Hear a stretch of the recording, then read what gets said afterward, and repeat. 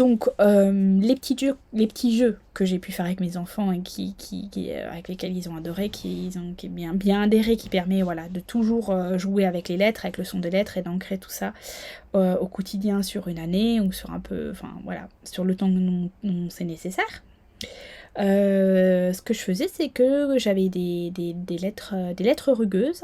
Donc si vous avez des cartes lettres, que je vous mettrai dans un des fichiers, si vous avez des lettres magnétiques, si vous avez des lettres rugueuses, peu importe, des lettres en tout cas, ce qu'on aimait bien, c'est jouer au cache-cache des lettres. Je l'appelais comme ça parce qu'en fait, je prenais quelques lettres, donc je mettais les lettres qu'il connaissait ou que j'avais envie de lui faire entre guillemets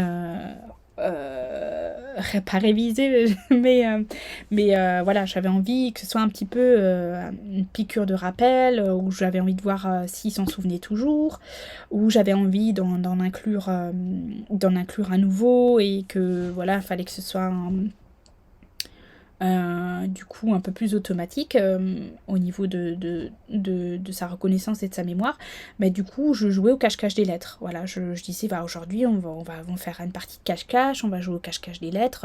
Regarde là j'ai le je sais pas, j'ai le E, aujourd'hui j'ai le E, j'ai le A, ouais, vous en prenez 3, 4, 5. Donc vous lui demandez, tu te souviens, c'est quoi ce son là? Ouais, ouais, c'est ça. Et celui-là, tu sais plus, bah, celui-là c'est A. Et voilà, on refait un petit point. Et puis du coup, je l'ai caché dans la maison ou dans une pièce. Et puis je lui disais, bah, dès que tu as trouvé, tu me la ramènes. Et puis j'aimerais entendre le son que fait cette lettre quand tu me la ramènes.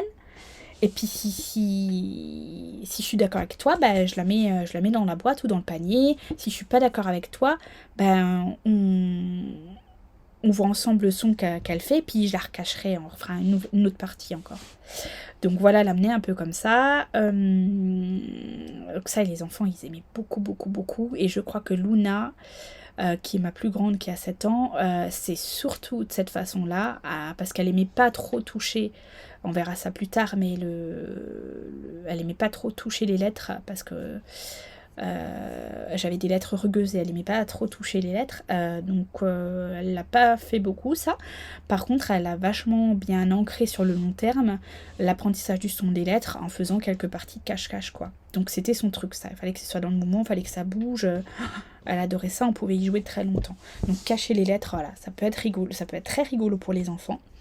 Faire aussi un chercher-trouve, c'est-à-dire disposer sur la table plusieurs lettres. C'est pareil, ça peut être des lettres, on y réfléchit un peu, on se dit ah celui-là je sais plus s'il il s'en souvient, ou il s'en souvenait pas trop. Bon, on en met aussi, on mélange avec d'autres dont il se souvient, mais voilà, on peut faire un petit chercher-trouve, chercher-trouve, regarde sur la table, là j'ai mis des lettres, chercher-trouve la lettre qui fait le son E.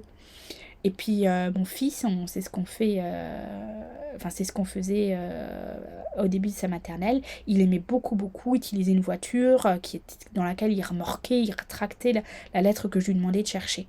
Donc voilà, ça peut être très rigolo si vous avez un garçon qui adore les voitures, qui a un petit camion ben, de lui dire voilà, le camion il va aller me livrer et mettre ça dans sa benne, il va aller me livrer la lettre qui fait le son K, voilà. Lui, il aimait beaucoup faire ça comme ça. C'est pareil, on pouvait jouer très longtemps et très très vite, il a assimilé les sons aussi, voilà, en l'amenant comme ça, en le consolidant comme ça. Et puis ça, voilà, ça variait, c'était pas, on changeait toujours un petit peu de jeu entre guillemets. Vous pouvez aussi proposer ça avec des jeux que vous pouvez trouver après dans le commerce ou souvent il y a des puzzles où on assimile l'image avec la lettre, voilà, vous pouvez très bien avoir, mais toujours mentionner le son de la lettre, quoi. Voilà.